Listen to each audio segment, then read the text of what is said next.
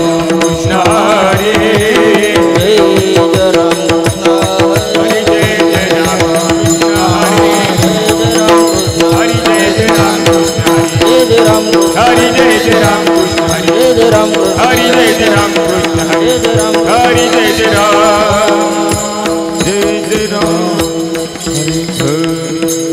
हरि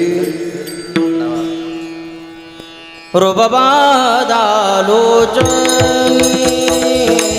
रूपबादालोचनी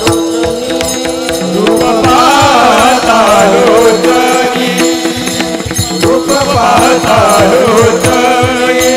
सुख झाले ओ साजनी सुख झाले ओ साजनी तो हा विठ्ठल परवा तो हा विठ्ठल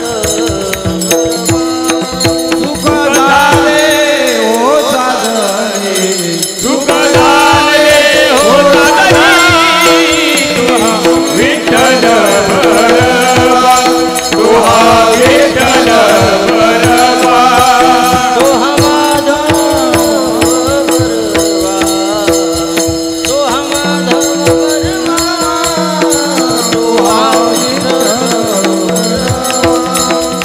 तो हा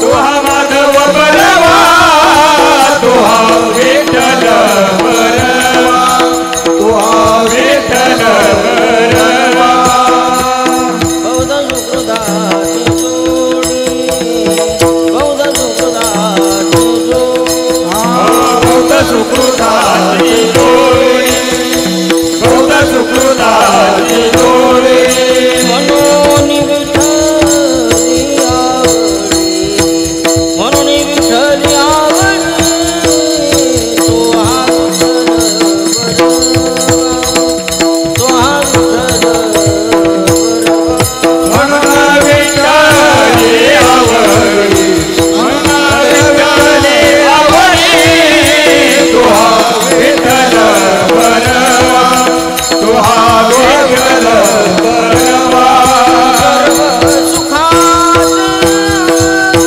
सर्व सुखाचे आदर सर्व सुखात सर्व सुखाचे आदर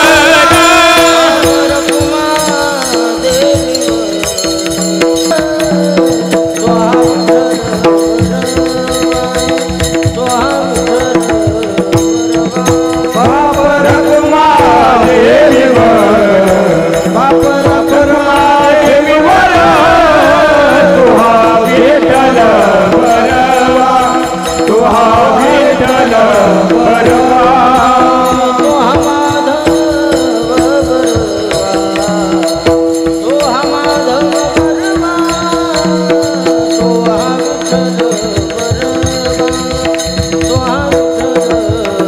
तुहा माधव भरवा तुहा माधव भरवा तुहा विठ्ठल भरवा तुहा विठ्ठल भरवा हरे जय राम कृष्ण हरे जय राम कृष्ण जय जय राम कृष्ण हरे जय जय राम कृष्ण हरे जय जय राम कृष्ण हरे जय जय राम कृष्ण हरे राम जय जय राम कृष्ण हरे राम जय जय राम कृष्ण हरे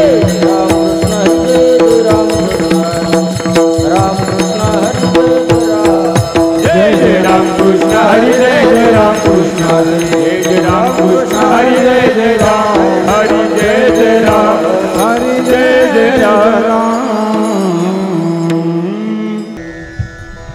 धन्य ते संसारी दयावंत ते अंतरी दयावंत ते अंतरी दयावंत ते अंतरी धन्य ते संसारी दयावंत जयांतरी दयावंत जयांतरी दयावंत जयांतरी ये देवोपकाराचा हे देवोपकारासाठी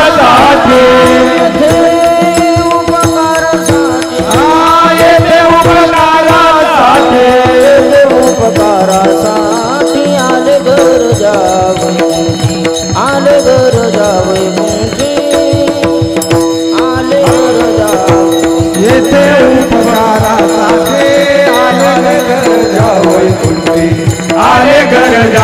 वैकुंठी आले गरजा वैकुंठी लटके वचन नाही देही उदासीन नाही देही उदासीन लटके वचन नाही देही लटके वचन नाही देही उदासीन नाही देही उदासीन नाही देही उदासीन ये देवोपकाराचा हे देवोपकाराचा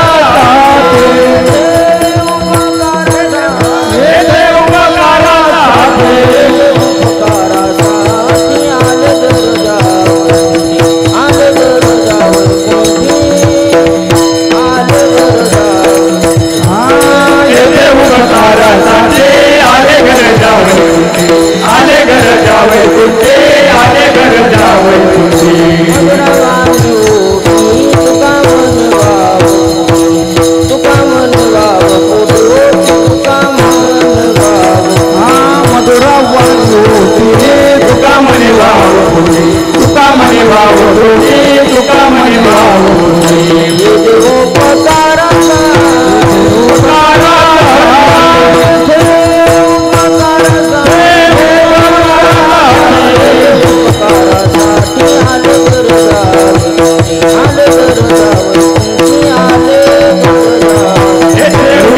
आले गरजा वैकुंठी आले गरजा वैकुंठी आले गरजा वैकुंठी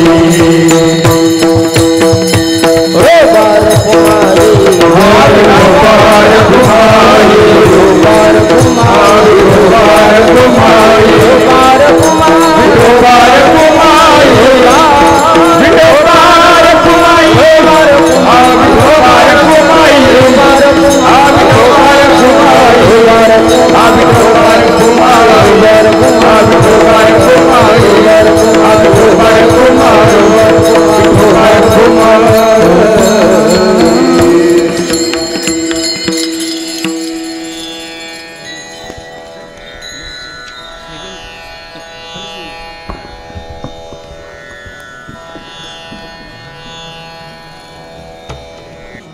हरे धन्य ते संसारी धन्य ते संसारी धन्य ते संसारी धन्य ते संसारी धन्य ते संसारी धन्य ते संसारी धन्य ते संसारी धन्य ते संसारी धन्य ते संसारी धन्य ते संसारी धन्य ते संसारी धन्य ते संसारी धन्य ते संसारी धन्य ते संसारी धन्य ते संसारी धन्य ते संसारी दयावंता जे अंतरी दयावंता जे अंतरी येते उपकारासाठी येते उपकारासाठी येते उपकारासाठी येते उपकारासाठी दयावंत जे अंतरी दयावंत जे अंतरी येते उपकारासाठी येते उपकारासाठी येते उपकारासाठी येते उपकारासाठी धन्य ते संसारी धन्य ते संसारी धन्य ते संसारी धन्य ते संसारी धन्य ते संसारी धन्य ते संसारी धन्य ते संसारी धन्य ते संसारी दयावंता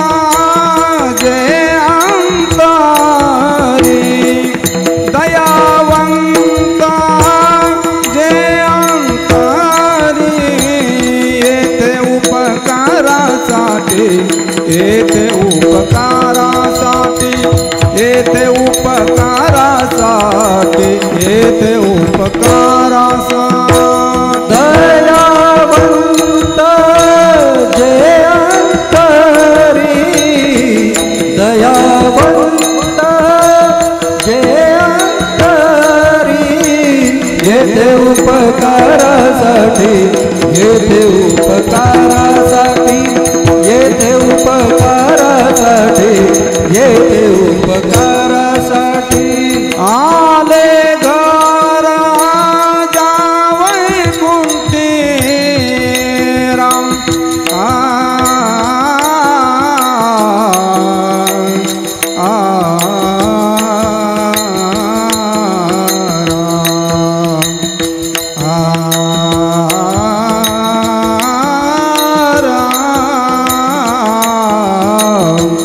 आले घर जावई कुंती आले घर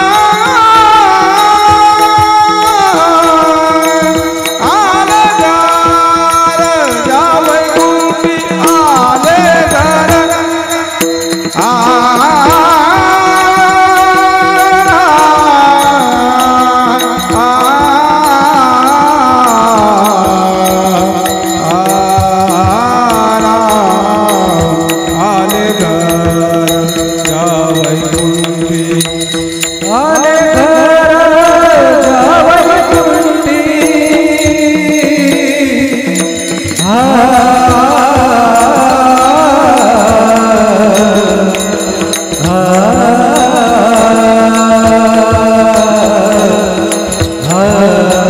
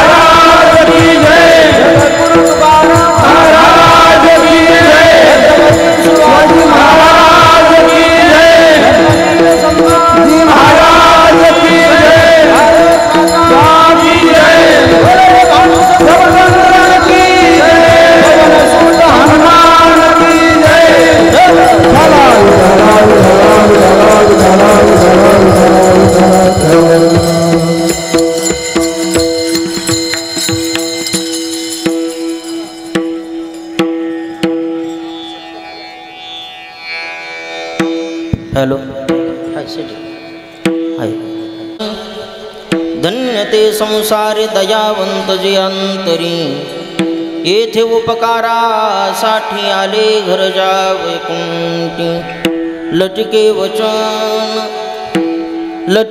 वचन नाही देही उदासीन येथे उपकारासाठी आले घरजा वैकुंठी मधुरावाणी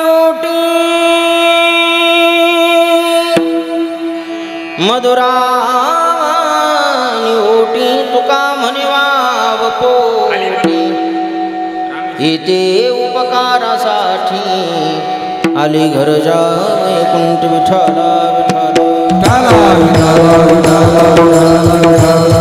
विठ्ठला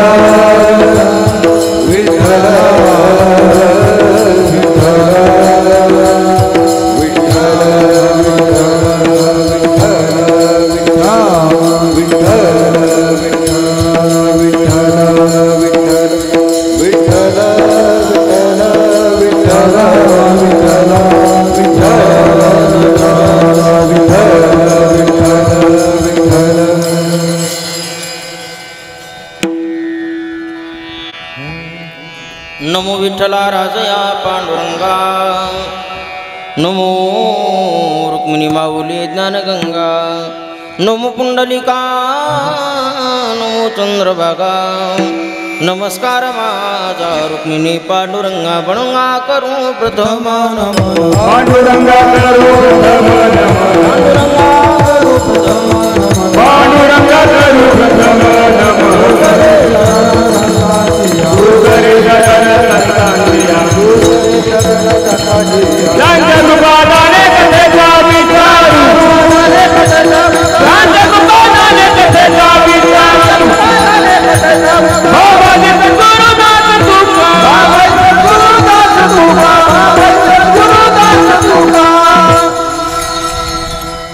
पांडुरंगा करू प्रथम नमन दुसरे चरण संतांच्या त्यांच्या कृपादाने कथेचा विस्तारो बाबाजी सद्गुरुदास तुका सदा पंढरीनाथ पादाभ्यभंग निवृत्तीश्वरानुग्रहात प्राप्त तत्वं महेंद्रायणी तीरभूमो वसंतम समाधिस्तमूर्तिं भजे ज्ञानदेवं नमो ज्ञानेश्वरा नमो ज्ञानेश्वरा नमो ज्ञानेश्वरा नमो ज्ञानेश्वरा नमो ज्ञानेश्वरा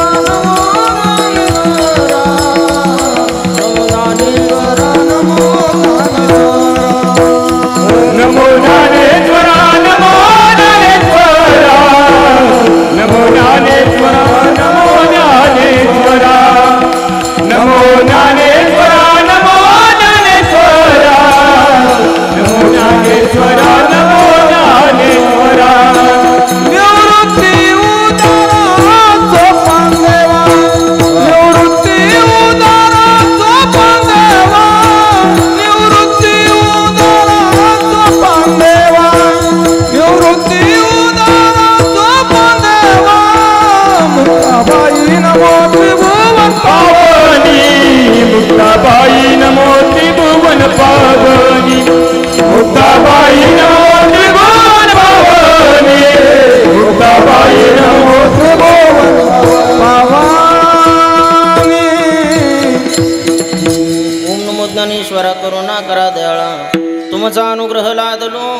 पावन झालो चराचरी काय माझे माने मानेल संतांसे रंजवोचिता शपुल्या जयांचे केली स्मरण होय सकल विद्यांचे अधिकरण तेच वंदू श्रीचरण श्री गुरूंचे ते नमस्कारो आता अतुलित बलधापं हेमशैलापदेहं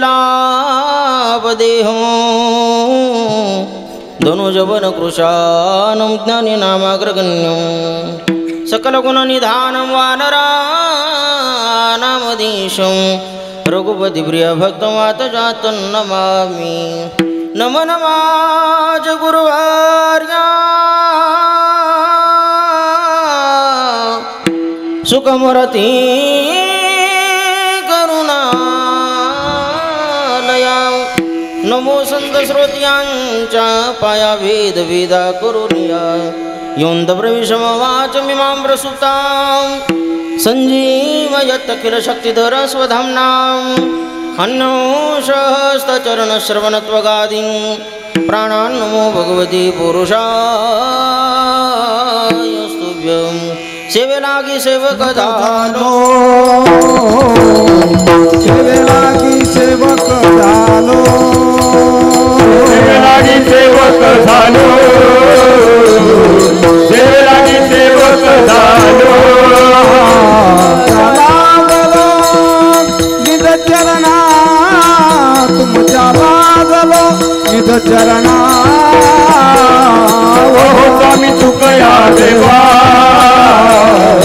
अहो स्वामी तुकया देवा तुमचा लागलो निज चरणा तुमचा लागलो निज चरणा ओ स्वामी तुकया देवा अहो स्वामी तुकया देवा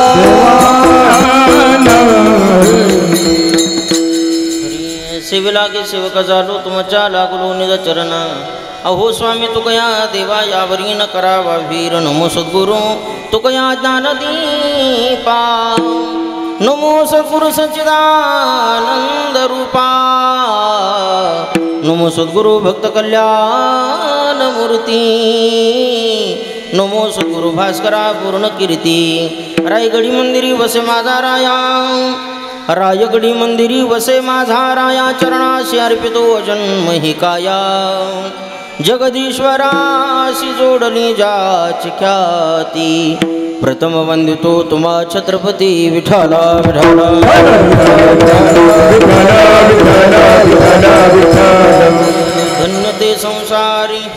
धन्य ते संसारी दयावंत जे अंतरी येथे उपकारासाठी आले घरजा वैकुंठी प्रस्तुत प्राप्त प्रसंगी कीर्तनरूपी सेवेकरता निवडलेला अभंग महान भगवद्भक्त महाराष्ट्र भूषणमुक्त कविल्य तेजोनिधी ज्ञानेश्वरी जगद्गुरु तुकोबराय यांचा असा हा 4 चरणाचा अभंग असून या अभंगाच्या माध्यमातून जगद्गुरु तुकाराम महाराज याच्यावत मानव जातीच्या जीवनामध्ये नेमकं धन्यजीवन कोणाचं आहे त्या धन्यतेच्या 7 लक्षणांचं दिग्दर्शन महाराज या अभंगाच्या द्वारे प्रकट करतात विठाला विठाला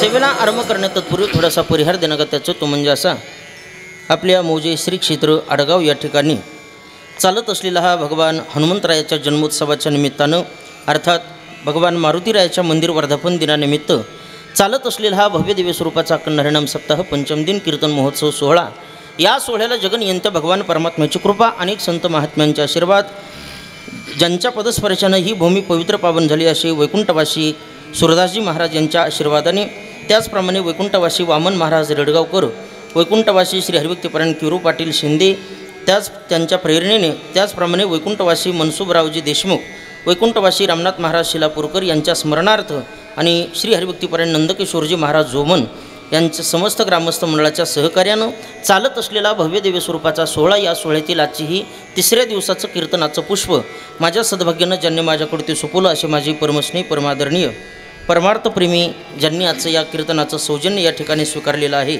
असे श्री हरिभक्तीपरायण हिरमंजी विठ्ठलरावजी शिंदेदादा त्याचप्रमाणे श्री नरेंद्र हिरामंजी शिंदेदादा त्याचप्रमाणे शुभम नरेंद्रजी शिंदेदादा त्याचप्रमाणे श्री सुशांतराज नरेंद्रजी शिंदे साहेब आणि त्याचप्रमाणे निलेश मधुकररावजी शिंदे या सर्वांच्या संयुक्त सिद्धे परिवाराच्या माध्यमातून आजचं कीर्तनाचं सौजन्य त्यांना स्वीकारलेलं आहे आणि या परिवाराच्या माध्यमातून ग्रामस्थ मंडळाच्या प्रेमास्तव आजचं निमंत्रण माझ्याकडे. विठ्ठला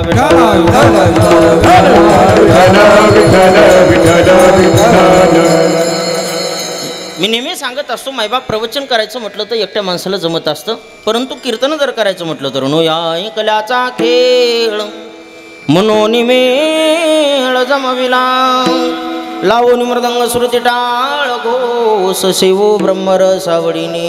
ब्रह्मरसाचं जर सेवन करायचं असेल मायबाप तर सर्वाची साथसंगत लागत असते. जसं व्यवहारामध्ये एखाद्या माता माऊलीला सुंदर आणि रुचकर स्वयंपाक बनवायचा म्हणलं तर तिला 3 गोष्टीची नितांत गरज आहे. कशाची? चुलीची, तव्याची, परातीची. नाही महाराज, उदक अग्नी धान्य झाल्या घडी पाक एका विन एक कामा नाही. अग्नी लागतं, धान्य लागतं आणि पाणी लागतं. जसं या 3 गोष्टी एकत्रित आल्या तर माता माऊली सुंदर रुचकर स्वयंपाक बनवू शकते. तद्वत त्याप्रमाणे प्रवचन करायचं म्हटलं तर एकट्या प्रवचनकाराला जमतं, पण कीर्तनासाठी सुंदर पद्धतीचे गायक लागतात, सुंदर पद्धतीचे वादक लागतात, सुंदर पद्धतीचं साऊंड सिस्टम लागतं. त्याचं समीकरण असंही मायबाप, जे कीर्तनकाराच्या पोटात असतं ते गायक लोकांच्या ओटात असतं आणि जे गायक लोकांच्या ओटात असतं ते मृदंगाचार्याच्या फक्त बोटात असतं. आणि ह्या तिन्हीला एकत्रित आणण्याचं सामर्थ्य सध्याच्या काळात नरेंद्र दादा फक्त नोटात असतं. विठ्ठला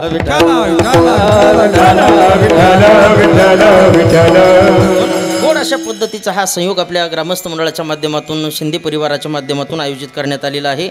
आणि या समस्त भजनी मंडळ शिवस्मारक आडगाव फाउंडेशन व आडगाव ग्रामस्थ यांचं सुंदर अशा पद्धतीचं हे भव्य दिव्य स्वरूपाचं नियोजन आहे.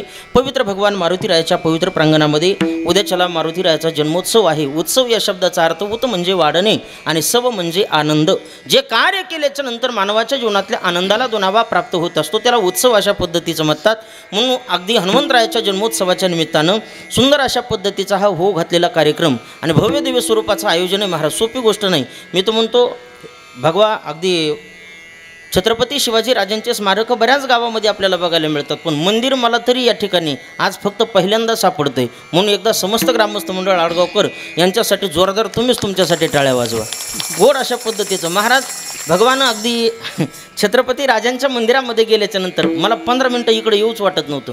इतकं सुशोभीकरण आणि इतकं मंगलमय वातावरण या ठिकाणी आपण ग्रामस्थ मंडळाने बनवलेलं आहे. तरुण मित्रमंडळीला द्यावे तेवढे धन्यवाद. थोडे तरुण मंडळासाठी एकदा जोरदार टाळ्या वाजवा. कारण मंदिर या शब्दाची व्याख्या अशी आहे, मांगल्य दिव्यता आणि रम्यता. जिथं थांबल्याच्या नंतर मंगलतेचा अनुभव येतो, जिथं थांबल्याच्या नंतर दिव्यतेचा अनुभव येतो आणि जिथं थांबल्याच्या नंतर रम्यतेचा अनुभव येतो. 15 मिनटं मला हलू वाटलं नाही याचा अर्थ त्या मंदिरामध्ये रम्यतासुद्धा आहे, त्या मंदिरामध्ये दिव्यतासुद्धा आहे आणि त्या मंदिरामध्ये मांगल्यसुद्धा आहे. या 3 गोष्टी जिथं नांदतात त्याला मंदिर म्हणतात. सुंदर अशा पद्धतीचं कार्य आपल्या ग्रामस्थ मंडळाने तरुण मित्रमंडळाने हाती घेतलेलं आहे. पुनश्च एकदा समस्त ग्रामस्थ मंडळ आडगावकर शिंदे परिवार या सर्वाला मनापासून कोटी धन्यवाद देतो. या कार्यक्रमासाठी आवर्जून उपस्थित असणारी सर्व गायनाचार्य मंडळी आपल्याच परिसरातील आपल्या गावातील आहे. सर्वांचंच नाम निर्देश करणं शक्य नाही, परंतु श्री हरिभक्तीपरायण आनंदजी महाराज दिवटे तेही या ठिकाणी उपस्थित आहेत. श्री हरिभक्तीपरायण श्रीकांत महाराज रहाळकर, त्याचप्रमाणे रतनभाऊ राऊत आहेत. त्याचप्रमाणे श्री हरिभक्तीपरायण दर्शन महाराज घोलप, मृदंग विशारद मृदंगाचार्य श्री हरिभक्तीपरायण रामेश्वरजी महाराज काळे तेही उपस्थित आहेत. श्री हरिभक्तीपरायण गणेश महाराज माळोदे आहेत. प्रतीक महाराज रहाटकर आहेत. समाधान महाराज लबडे आहेत. सोहम महाराज गुणगे आणि सर्व बाल टाळकरी विद्यार्थी मंडळ स्टेजवर सर्व गावातील परिसरातील पंचक्रोशीतून आलेली परमार्थिक जाणकार श्रोते सज्जन मायबाप कीर्तनकार प्रवचनकार रामानाचार्य भागवताचार्य सर्वाला कोटी धन्यवाद देतो.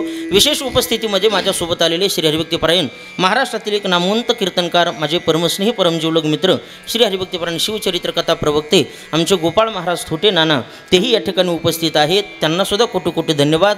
पुनश्च एकदा माता माऊली लहान थोर आबालवृद्ध एवढा मोठा तरुण मित्रमंडळाचा वर्ग कीर्तनासाठी पाहायला आनंद वाटला महाराज. फक्त खाली जर बसला तर आणखी जरा बरं होईल बघा. थोड्या चपला काढून खाली बसा, काय नाही, मोकळ्या मनाने.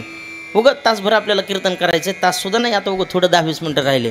सर्वांनी खाली निघून जाऊ नका, निघून जाऊ नका, बरं उभं राहा, उभं का होईना राहा. विठाला विठाला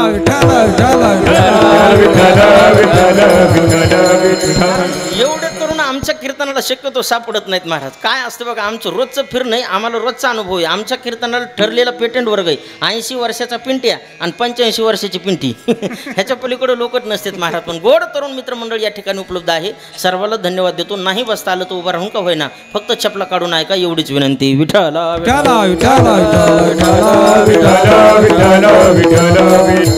हे प्रक्षेपण या ठिकाणी जे लाईव्ह करत आहेत असे आमचे यूट्यूबवाले दादा, त्यांना सुद्धा कोटी कोटी धन्यवाद. पुनश्च एकदा मनापासून संसिस्टमवाल्या दादालाही कोटी कोटी धन्यवाद देतो. पुनश्च एकदा सर्वाला धन्यवाद देतो. आणि याच ठिकाणी सेवेला सुरुवात करतो आता.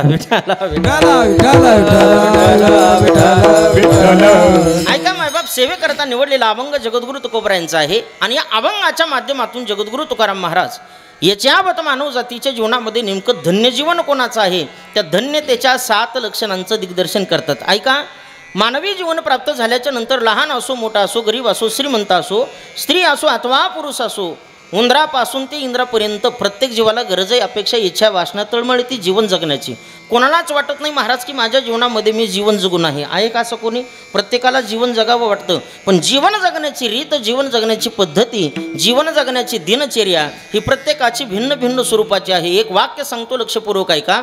सगळे माणसं सगळ्या मार्गाने जगत नाहीत. सगळे माणसं सगळ्या मार्गाने जगत नाहीत. सगळे माणसं एका मार्गाने जगत नाहीत. आणि एक माणूस सगळ्या मार्गाने जगत नाही. विठ्ठला विठ्ठला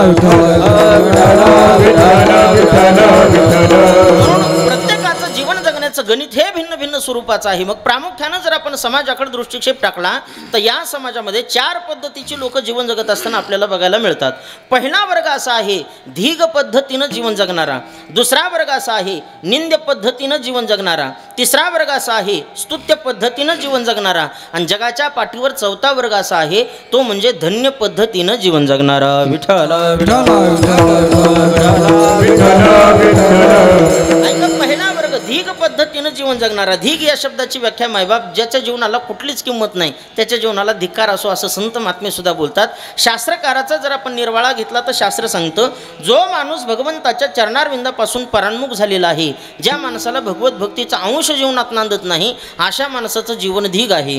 हरी दिकुलम दिकुटुंबंच दिगृहं दिक्सुतंच दिक् आत्मानं दिक् शरीरंच श्री गोपाल परान्मुखम. जो माणूस भगवंताच्या चरणारविंदापासून परान्मुख झालेला आहे अशा माणसाचं जीवन धीग आहे. हे झालं शास्त्राचं मत.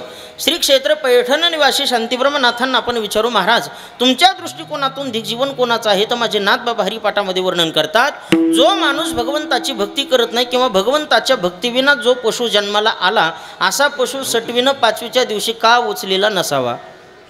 भक्तिविन पशु कशाशी वाढला, सटविने कैसा नेला नाही, याला म्हणतात धीग जीवन. आता नाथांना विचारलं, माऊली ज्ञानोबरायांना विचारू, महाराज तुमच्या दृष्टिकोनातून धीग जीवन कोणाचं आहे? तर माझ्या माऊली ज्ञानोबरायानं ज्ञानेश्वरी या ग्रंथामध्ये 3 वव्या स्पेशल खर्च केले. लक्षपूर्वक ऐका. आपण सगळे शेतकरीत महाराज, जरी आता नाशिकमध्ये सिटीत तुम्ही राहत असताल तरी खेड्यापाड्यातली बरीचशी मंडळी इथं उपलब्ध आहे.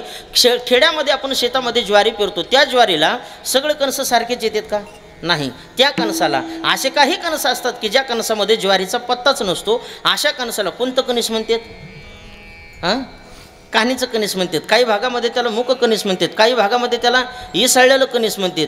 अशा पद्धतीचे बरेचसे या ठिकाणी शब्दप्रयोग आहेत. पण माऊली ज्ञानोबरायानं ज्ञानेश्वरी या ग्रंथामध्ये 56 भाषेचा गुणगौरव केला. माऊली ज्ञानोबराय त्याला सोपटं कणीस असा शब्दप्रयोग करतात. माऊली म्हणतात, मग असे सोपटे कणस किती एकत्रित केले, मणयंत्रामध्ये टाकले, म्हणजे आपल्या आडगावच्या सप्त्याचा काला होस तर भरण का बाबा पोत?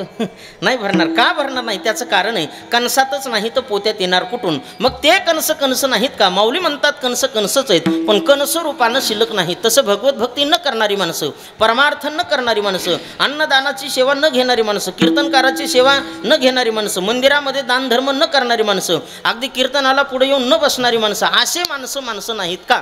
माऊली ज्ञानोबराय म्हणतात माणसंच आहेत, पण माणूस रूपानं शिल्लक नाहीत. विठ्ठला.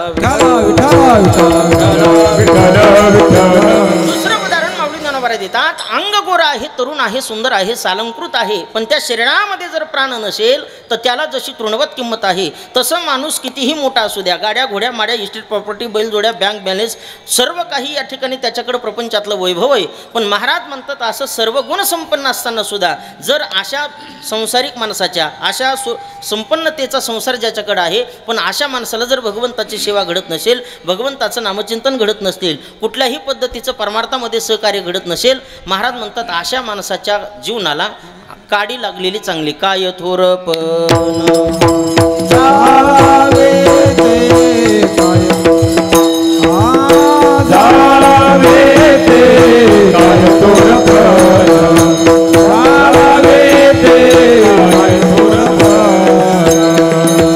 तुका म्हणे ते भजन प्रमाण काय थोरपण जाळावे ते. महाराज म्हणतात इथं भजन प्रमाण आहे किंवा दुसरं तुकोबारायांचं प्रमाण आहे.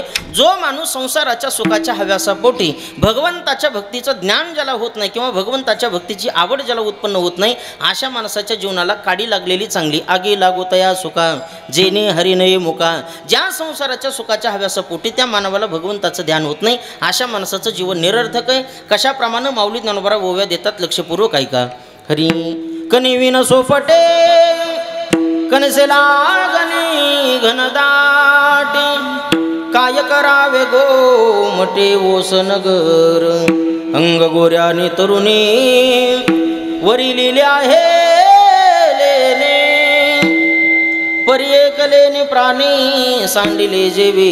गोड वर्णन माऊली ज्ञानोबा करतात. अंग गोरा आहे, तरुण आहे, सुंदर आहे, सालंकृत आहे, पण त्या शरीरामध्ये जर प्राण नसेल तर त्याला जशी तृणवत किंमत आहे तसं माणूस कितीही मोठा असू द्या पण भगवत भक्तीचा अंश जीवनात नांदत नसेल, अशा माणसाच्या जीवनाला निरर्थकपणा आहे, धिक्कार आहे. हा झाला धिक जीवनाचा वर्ग. हे झालं माऊली ज्ञानोबाच्या दृष्टीनं. आता शेवटचा प्रश्न तुकोबारांना विचारू, महाराज तुमच्या दृष्टिकोनातून धिक जीवन कोणाचं आहे? तर माझ्या जगद्गुरु तुकाराम महाराजांनी एका अभंगामध्ये 8 लोकांच्या जीवनाला धिक्कार केलं. महाराज किती लोकांच्या? 8 लोकांच्या. कोणचे 8 लोक? ते कीर्तन ऐका बसलेले पुढचे टळक चौघ आणि टाळं घेऊन उभं राहिलेले टळक चौघ झाले का 8?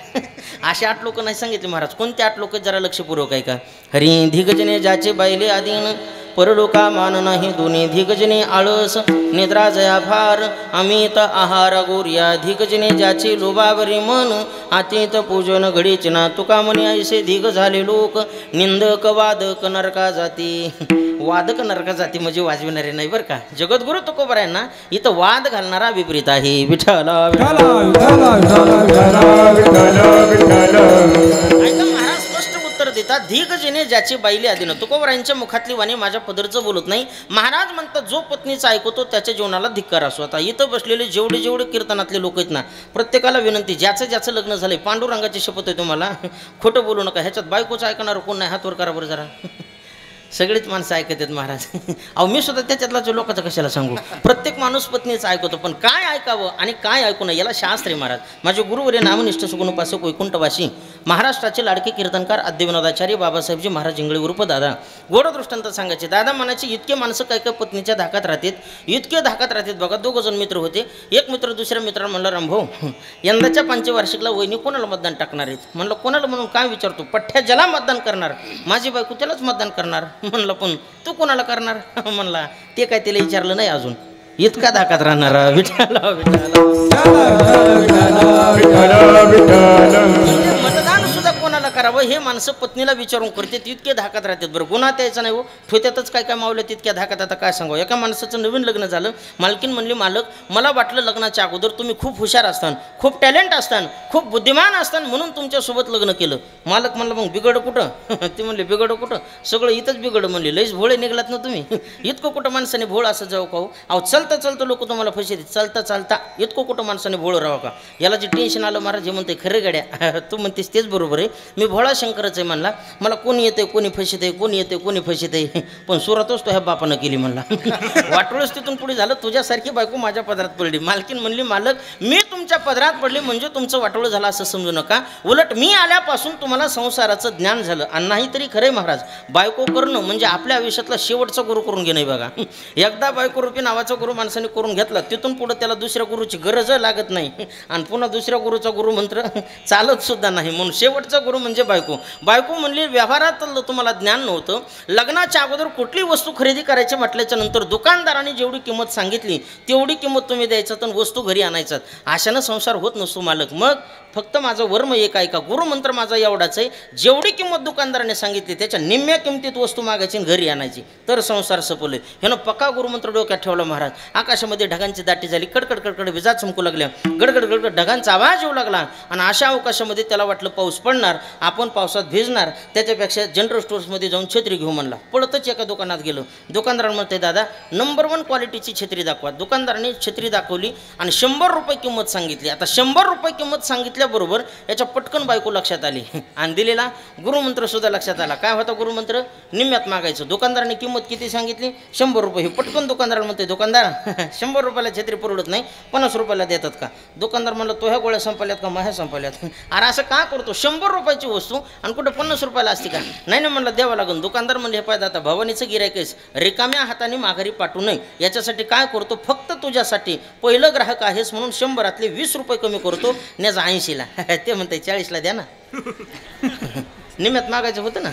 दुकानदार म्हणला अरे तू डोक्यावर पडला का मी डोक्यावर पडलो, असं काय लागला करायला? अरे 100 रुपयाची वस्तू आणि कुठं 50 रुपये 40 रुपयाला मागत असतात का? नाही ना म्हणलं द्यावं लागून. दुकानदार म्हणला ऐक दादा अजून तुझ्यासाठी 100रातले 30 रुपये कमी करतो, न्याचा 70ला. ते म्हणते 35ला द्या ना. आता का फुकट नव्हतो का काय? विठाला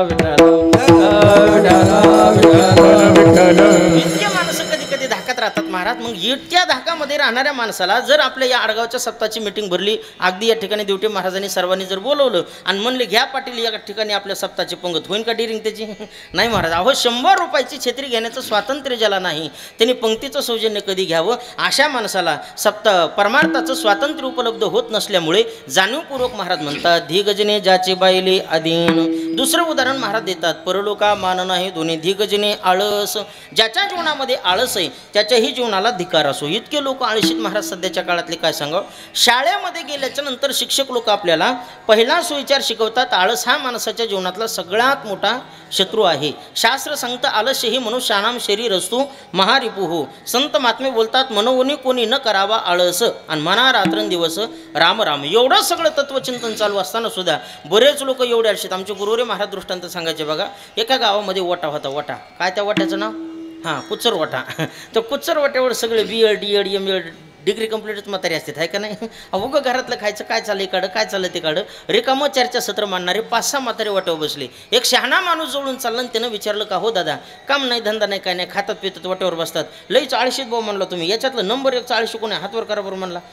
500 रुपये बक्षीस देतो. आता फुकटचे 500 रुपये बक्षीस म्हणून मिळत असलो कोण ढिलं पडतंय बाबा. 5 म्हाताऱ्यांनी फटाफटात हातावरी केली पण एका धटिंगाने हाताची घडी चुकलेली नाही. शहाण्या माणसाला नवल वाटलं जवळ गेला म्हणलं मामा कमाले अहो फुकटचे 500 रुपये हात वर केल्याच्या नंतर मिळते हे माहिती असून सुद्धा तुम्ही हात वर केला नाही काय कारण आहे? म्हणतो लई कटाळा आलाय.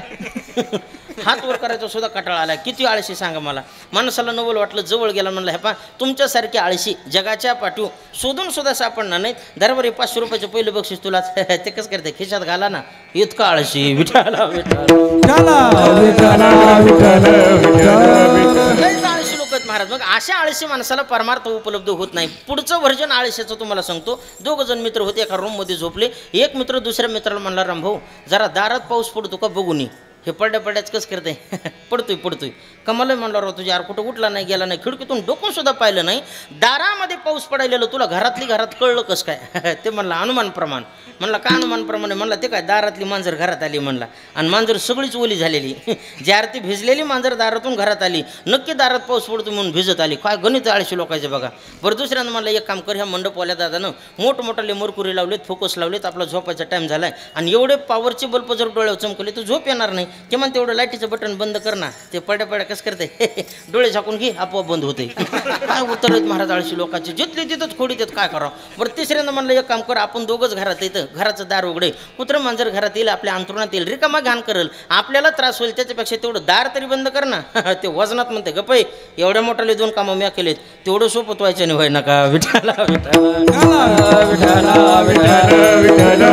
महाराज म्हणतात मग अशा आळशी माणसाच्या जीवनामध्ये कधी पहाटे 4ला उठावं, कधी काकडासारखी साधना गादावी, कधी आळंदी पंढरीचा 250-300 किलोमीटरचा प्रवास घडावा. अशा माणसाला परमार्थाचं स्वातंत्र्य उपलब्ध होत नसल्यामुळे जाणीवपूर्वक महाराज म्हणतात, धिगजने आळस निद्रा जया फार. ज्याच्या जीवनामध्ये झोप जास्त आहे अशाही लोकांच्या जीवनाला धिक्कार असो. माणसाने किती झोपावं, किती खावं, किती ल्यावं, किती फिरावं याचं नियमन संत महात्मे तुम्ही आम्हाला एका अभंगामध्ये घालून देतात. युक्ताहार विहार युक्ताहार विहार इंद्रियाचे सार इंद्रियाचे सार नसावी बासर नसावी बासर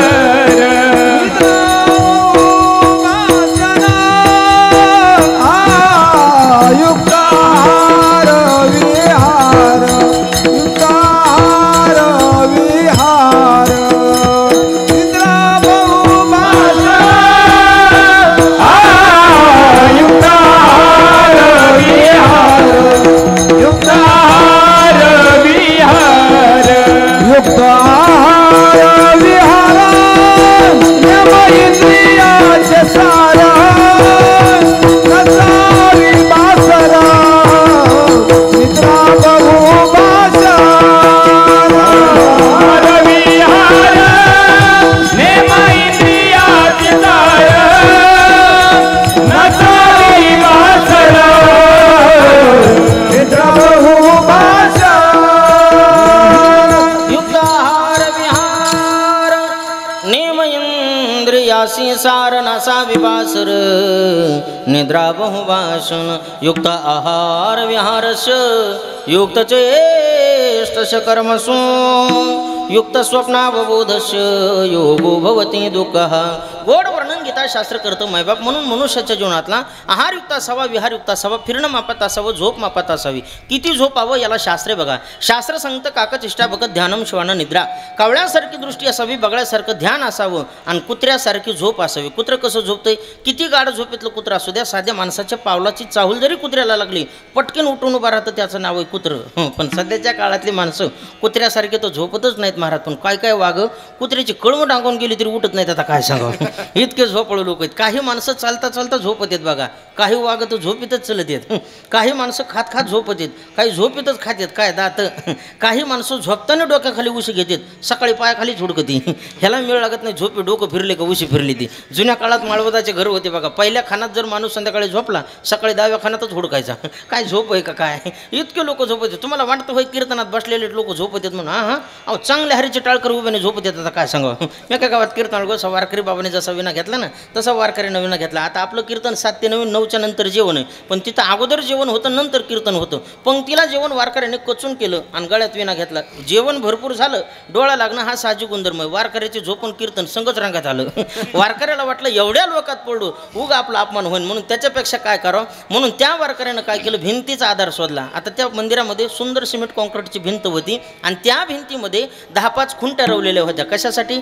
टाळ मृदंग विना अडकवण्याकरता. त्या वारकऱ्यानं भिंतीच्या जवळ गेला, एक पाय असा टेकन म्हणून भिंतीला लावला. एका हातानं सिमेंट कॉन्क्रीटच्या भिंतीत रवलेली गच्च खुंटी एका हातानं अशी पकडली आणि दुसऱ्या हातानं इना वाजित वाजित गेलं उभ्यानं झोपी. कीर्तन रंगात आलंय आणि वारकऱ्याची झोप सुद्धा रंगात आली. आमच्या महाराजासारख्या गायकांना उंच स्वरात प्रमाण म्हणलं आणि जीच वारकरी दचकलं असं असं लईच आदळलं. बरं आदळू द्या. आता दन दिशीन पडलं महाराज. जसं पडलं तसं 2,5-3 हजाराचा येण्याचा भोगाच. बरं येणं फोटो द्या, सप्त्याच्या फोटोतून इकून तिकून भरून देता येईल. पण या म्हाताऱ्याचे राहिलेले 2-3 दात पडले त्याचं काय करायचं. रक्तरंजित तोंड झालं. मलाच राहवलं नाही. चालू कीर्तनातून मी जवळ गेलो त्या वारकऱ्याला म्हणलो, बाबा झोपले होते का काय. म्हातारा म्हणते नाही नाही खुटी ढिली होती. आता सिमेंट कॉन्क्रीट मधली खुटी ढिली असती. विठाला इतके काय काय लोक झोपणार आहेत महाराज. म्हणून नसावी बासर निद्रा बहुभाषण. झोप सुद्धा माणसाची मापात असावी. किती खावं, किती ल्यावं, किती प्यावं याला शास्त्र आहे महाराज. म्हणून माणसाच्या जीवनामध्ये आहार सुद्धा मापात असला पाहिजे. माणसाने खाण्यासाठी जगावं का जगण्यासाठी खावं. कसं इकडं आडगावात जगण्यासाठी खाल्लं पाहिजे. काय काय वागं खाण्यासाठी जगत आहेत महाराज. बऱ्याच लोकांना पटत नसलं तर जरा एकादशीच्या पंक्तीत शिरून अनुभव घ्या.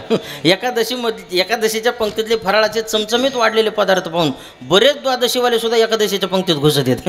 याचा अर्थ काय काय खाण्यासाठी जगत आहेत महाराज. किती खावं याला नियम आहे. आमचे महाराज दृष्टांत सांगायचे, एका गावामध्ये 150 किलोची माता माऊली होती. ते डॉक्टर साहेबाकडे गेली, म्हणली साहेब काही करा, माझं वजन कमी करायचं, मला उपाय सांगा. डॉक्टर साहेब म्हणले वजन कमी करायचे उपाय सांगतो मावशी, पण तुमचा दिवसाचा आहार किती त्याचं गणित मला एकदा सांगा. मावशी म्हणलं काहीच नाही बघा डॉक्टर साहेब, फक्त दिवसाचा 10 प्लेट भात खाते, 10 प्लेट भाजी खाते आणि 20 चपात्या खाते, इतक्याच्या वर तुकडा सुद्धा घेत नाही. डॉक्टर म्हणले कमाल आहे. बरं मावशी, जर तुमचं वजन कमी व्हावं अशी जर तुमची इच्छा असेल तर आजपासून तुम्हाला तुमच्या आहारामध्ये बदल केला पाहिजे. मावशी म्हणलं काय बदल करू. डॉक्टर साहेब म्हणले काहीच नाही, मोकळा बदल आहे बघा. फक्त जिथं तुम्ही दिवसाचा 10 प्लेट भात खाता तिथं आजपासून 5 प्लेट भात खात जा. जिथं दिवसाच्या 10 प्लेट भाजी खाता तिथं आजपासून 5 प्लेट भाजी खात जा. आणि मावशी जिथं दिवसाच्या तुम्ही 20 चपात्या खातात ना तिथं आजपासून 10 चपात्या खात जा. मावशी आजपासून हे तुमच्यासाठी औषधच समजा. पण मावशी मोकळ्या मनानं म्हणते, पण डॉक्टर साहेब हे औषध नेमकं जेवण करून घेत जाऊ का जेवणाच्या अगोदर घेत जाऊ. असा जर विचार केला तर कधी जीवनाचं कल्याण होणार आहे महाराज. म्हणून या सगळ्या गोष्टीचं नियमन ज्याच्या जीवनामध्ये नाही, महाराज म्हणतात अशा माणसाचं जीवन ढीग आहे. आपला पहिला वर्ग संपला. दुसरा वर्ग असा आहे निंदे जीवन. निंदे जीवन कशाला म्हणायचं. आपण सगळेजण संसार करतो महाराज, पण संसार करत असताना माऊली ज्ञानोबा सांगतात सहज लिहिल्या प्रपंच घडतो तरी माणसं सायासानं प्रपंच करतात आणि सायासानं परमार्थ करावा लागतो. सहजासहजी सुद्धा त्याच्याकडे कोणी उपलब्ध होत नाही. म्हणून सायाशी करीशी प्रपंच दिन अनिशी हरिशी न भज शिकवण्या गुणी विठ्ठला.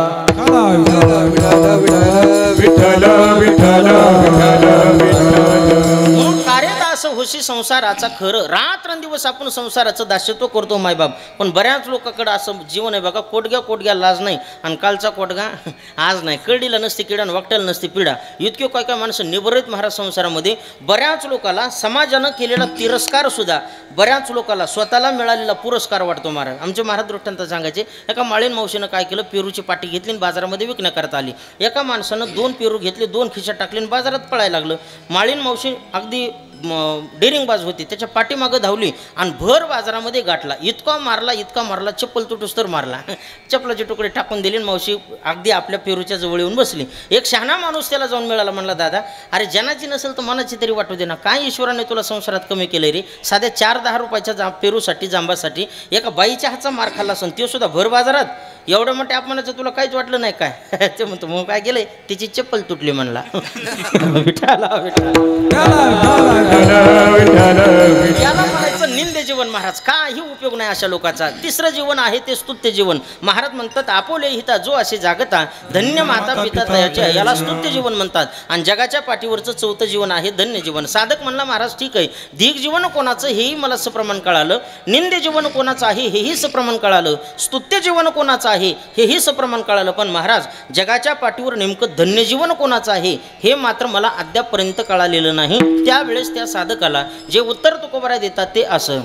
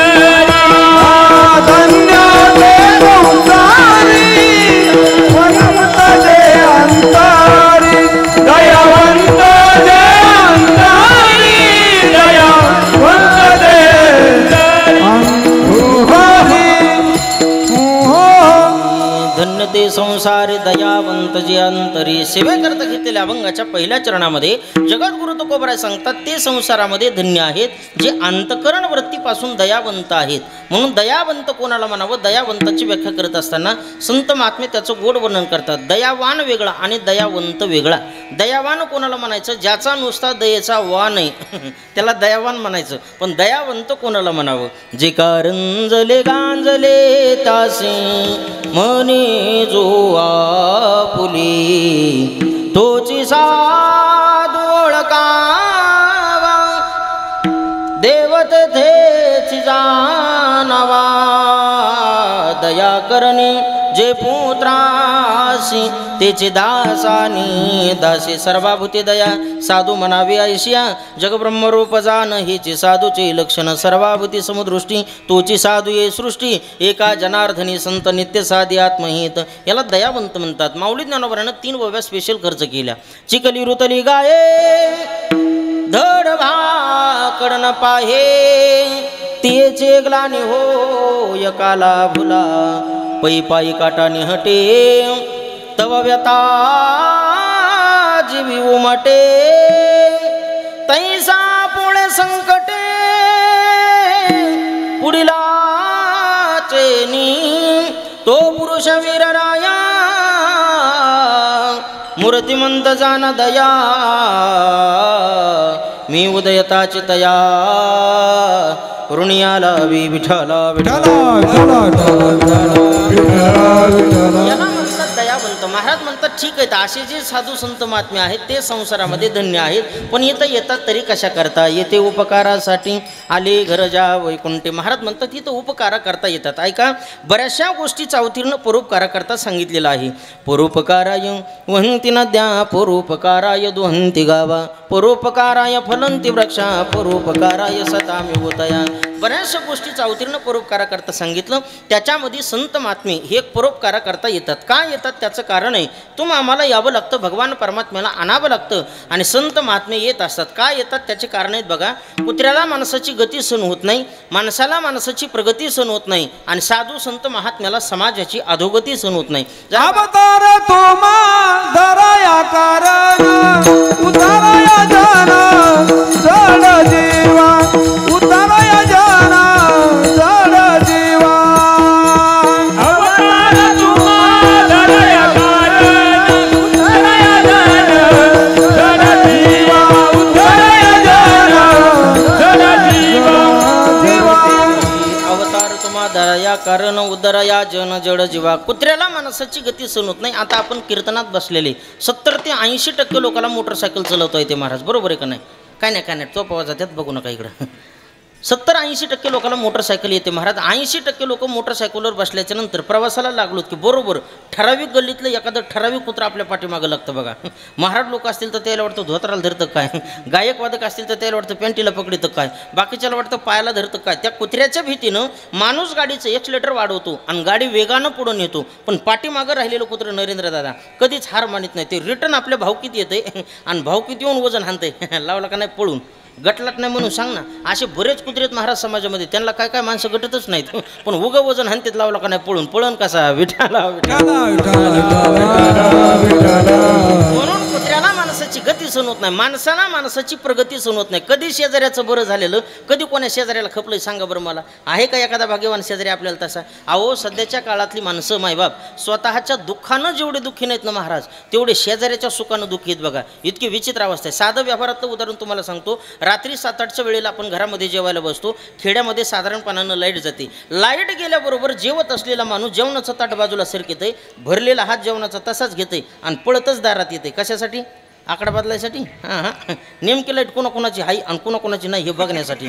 टाचा वरी करू करू बघत आहे महाराज, कोणाची आहे कोणाची नाही. गल्लीतली दिसली नाही, ह्याची एकटीची नसली का असे हातपाय आपटीत महीच कामून गेली, महीच कामून गेली, महीच कामून गेली आणि सगळ्या गल्लीतलीच नसली कस करते, वरून डिपीतूनच फालटे येईन सकाळ बसतो. आहे का नाही ताप? सगळं गाव अंधारात असलं की याला आनंद आहे आणि एकट्याचं घर अंधारात असलं की दुःख आहे. याचा अर्थ असा आहे, माणसाला माणसाची प्रगती सहन होते. आमचे गुरुरे महाराज दृष्टांत सांगायचे बघा. एका माणसाला 10 लाखाची लॉटरी लागली आणि 10 लाखाची लॉटरी लागल्यानंतर शेजारचा माणूस 10 किलो पेढे घेऊन सगळ्या आडगावात वाटायला लागला, घ्या पेढे घ्या पेढे. तुमच्या नरेंद्र दादासारखे माणसं पुढून चालले आणि त्यांना विचारलं, का हो दादा कशाचे पेढे वाटतात? म्हणले, कल्पना नाही तुम्हाला, आमच्या शेजाऱ्याला 10 लाखाची लॉटरी लागली.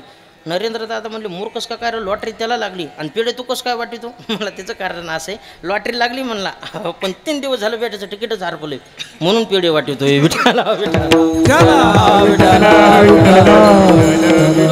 वाटलं झालं की आनंद मानणारे लोक आज समाजामध्ये पावलं पावलीत. महाराज आपल्याकडे जुनी म्हण आहे बघा, लोकांची दाढी पिटली तर हरकत नाही, पण आपली बिडी चेतून निघाली पाहिजे, अशा विचारसरणीचे लोक आज पावलं पावली समाजामध्ये आहेत. महाराज दुसऱ्या दृष्टांत सांगायचे बघा, 2 जणांचे भांडणं लागले रस्त्याच्या कडेला, एवढी मारामारी सुरू झाली ती त्यांची, काय करावं काही कळना. एक वेल एज्युकेटेड सुटाबुटातला सुशिक्षित इन शर्टिंग केलेला माणूस अगदी जवळून चालला आणि त्यानं विचारलं, का हो भांडणं लागलीत का काय? म्हणले, हो. चांगले खेळा चांगले खेळा. म्हणले, म्हणजे काय नाही म्हणला, मस्तपैकी भांडणं करा, एका बुक्कीत त्याच्या समोर त्याचे 32 दातं पाड म्हणला. बरं त्याला तरी सांगून ढिलं पडते का? पुन्हा फिरून त्याच्याकडे गेले, दुसऱ्याला म्हणते ते दातं पाडून निघून जाईन, तू बसशील तसा, तू बी एका बुक्कीत त्याचे 32 दातं पाड. ह्याला चेतविलं आणि त्याला चेतविलं.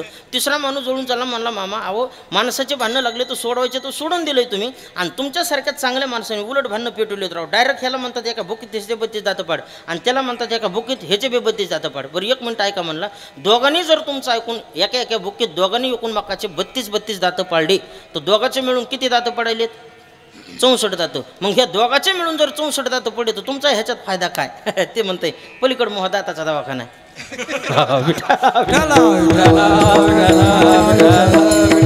आपल्या स्वार्थासाठी लोकांचं वाटोळ करणारी माणसं आज समाजामध्ये पावलं पावली बघायला मिळतात. म्हणून कुत्र्याला माणसाची गती सहन होत नाही, माणसाला माणसाची प्रगती सहन होत नाही, आणि साधू संत महात्म्याला समाजाची अधोगती सहन होत नाही. म्हणून बुडत हे जन न देखवे डोळा, हे तो कळवा हे तो कळवा नुनिया, बुडत हे जन न देखवे डोळा, किंवा येतो येताचा कळवळा, पडते हाती म्हणून काळा. काळाच्या तडाख्यामध्ये जात असलेला समाज संत महात्म्याला दृष्टीपातानं पाहत नसल्यामुळे महाराज म्हणतात, येथे उपकारासाठी आली गरजा वैकुंठी. ठीक आहे म्हणले महाराज, पण असे वैकुंठातून आलेले साधू संत महात्मे आम्ही ओळखायचे कसे? लटके वचन नाही देही उदासीन. साधू संत महात्मे लटकं कधी बोलत नाहीत. लटकं या शब्दाचा अर्थ खोटं, आणि माणसाने खोटं बोलू जाऊ नये महाराज. इतके काय काय माणसं हुशार आहेत सध्याच्या काळातली, कलियुग आहे महाराज, आणि ह्याच्यात 5G लोक निघलेत. लक्षात आलं तर बघा, इतके लोक हुशार आहेत, बरेच लोक समाजामध्ये खरं खोटं बोलत नाहीत आणि खरं सांगत नाहीत. विठाला विठाला म्हणून माणसाने खोटं कधी बोलायचं नाही. लटके वचन नाही देही उदासीन. साधू संत महात्मे देहावरती उदास असतात महाराज. जरा बारकाव्यानं ऐका. कबीर महाराजाच्या मांडीची लचके कुत्रे तोडायला लागलं. शेजारच्या व्यक्तीने येऊन सांगितलं, कबीरजी कुत्ता चमडा काट रहा है. कबीरानं उत्तर दिलं, दादा चमडा जाने कुत्ता जाने. याला म्हणायचं जे देही उदास. या भारत देशाचे होऊन गेले दिवंगत राष्ट्रपती डॉक्टर APJ अब्दुल कलाम. मुस्लिम समाजाच्या यातीमध्ये महात्मा जन्माला आला. पवित्र आषाढी एकादशीच्या दिवशी पंढरपूरच्या वारी दिवशी अब्दुल कलामजीनं आपला देह ठेवला आणि पाठीमागं तपासांती कळालं फक्त 4 शर्ट 3 पॅन्टी 6 सूट एवढीच प्रॉपर्टी निघली. एक फ्लॅट निघाला, तो सुद्धा संशोधनाकरता दान दिलेला, आणि 2500 पुस्तकं अब्दुल कलामजींच्या घरात सापडले. याला म्हणायचं उदास वृत्ती. या हिंदवी स्वराज्याचे संस्थापक माझे छत्रपती शिवाजी महाराज, ज्यांनी या सर्व तरुण मित्रमंडळींनी मोठ्या थाटामाटामध्ये आनंदामध्ये माझ्या राजाचं पहिलं मंदिर बांधलेलं आहे. अशा छत्रपती शिवाजी महाराजांनी कमी वयामध्ये 350 किल्ले जिंकले मायबाप, पण माझ्या राजानं एका सुद्धा किल्ल्यावरती स्वतःचं नाव टाकलं नाही. याला म्हणायचं उदास वृत्ती. अगदी याच भारत देशाचे होऊन गेलेले दिवंगत पंतप्रधान लाल बहादूर शास्त्री पंतप्रधान पदावरून सेवानिवृत्त झाले. त्यावेळेस त्यांच्या घराचं ऑडिट करण्यात आलं. तपासा अंती घरामध्ये फक्त $5 सापडला महाराज. याला म्हणायचं उदास वृत्ती. आज $5 नाही हुडकायचे, पण पैसे छापायच्या मिशन नक्कीच हुडका द्या महाराज. विठाला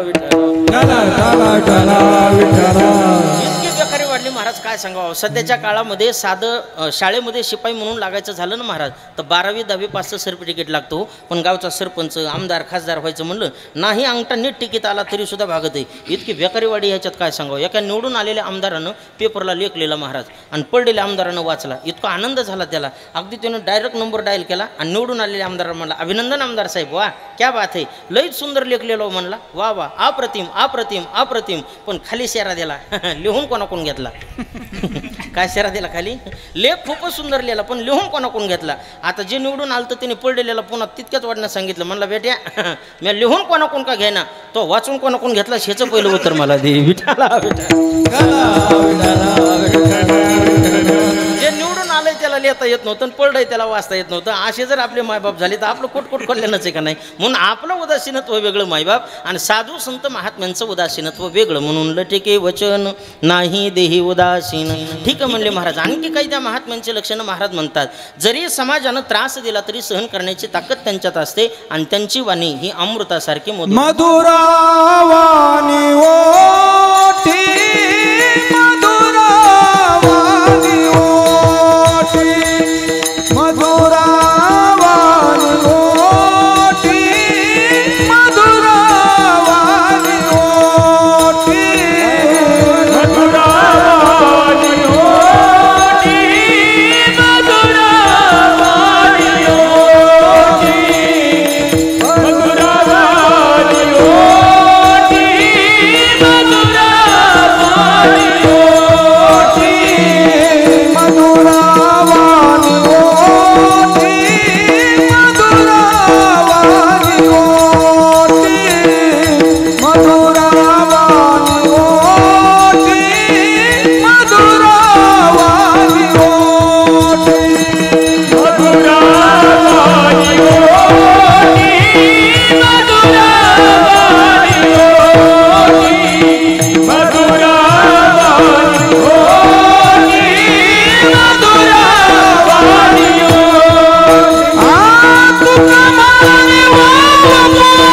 ओठी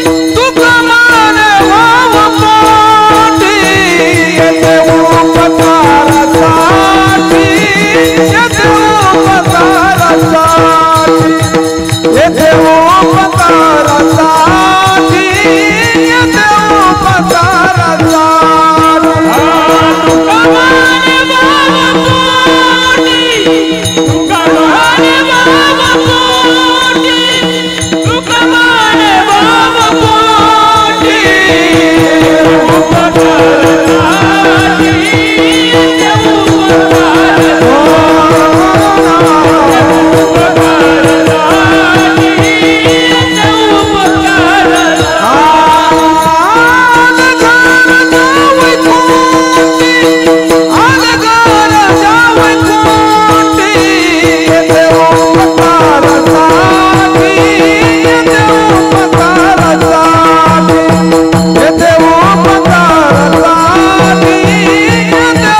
मधुरावाणी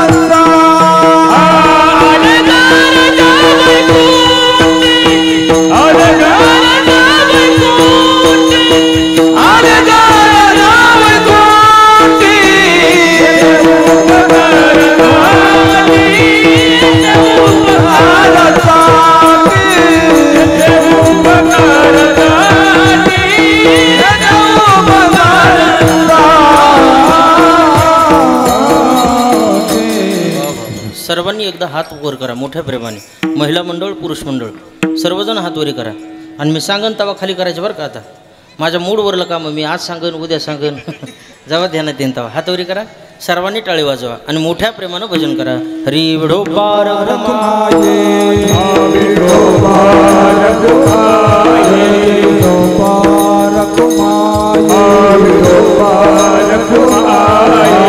हरि जय जय हरि जय जय हरि जय जय हरि जय हरि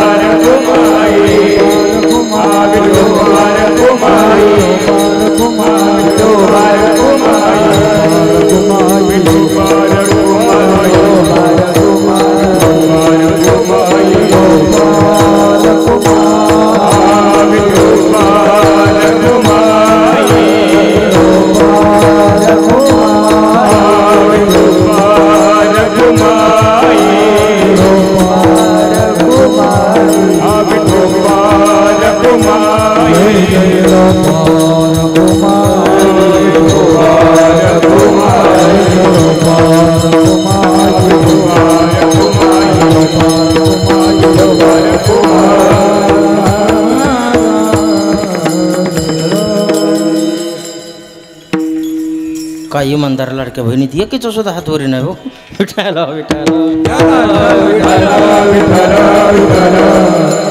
मधुरावाने ओटी तुका म्हणे वाव पोटी येथे उपकारासाठी आले घरजा वैकुंठी. अभंगाच्या शेवटच्या चरणामध्ये जगद्गुरु तुकोबराय सांगतात त्या साधू संत महात्म्यांची वाणी ही मधुर असते. किती मधुर बोलावं माणसाने ऐका. माझे माऊली ज्ञानोबराय शिकवतात. साचानी मवाळ मिथुल्यानी रसाळ शब्द जैसे कल्लोळ अमृताचे. बोलत असताना माणसाने इतकं गोड बोलावं की समोरच्या व्यक्तीला वाटावं याच्या मुखाद्वारे माझ्या अंगावरती अमृताचा वर्षाव होतो की काय. मुख्य अमृताचे वाणी देह देवाचे कारणे सत्यमृयात प्रियमृयात. साच बोलावं मवाळ बोलावं सत्य बोलावं प्रिय बोलावं. बरेच माणसं असेत महाराज साच बोलतात पण मवाळ बोलत नाहीत आणि मवाळ सत्य बोलतात पण प्रिय बोलत नाहीत.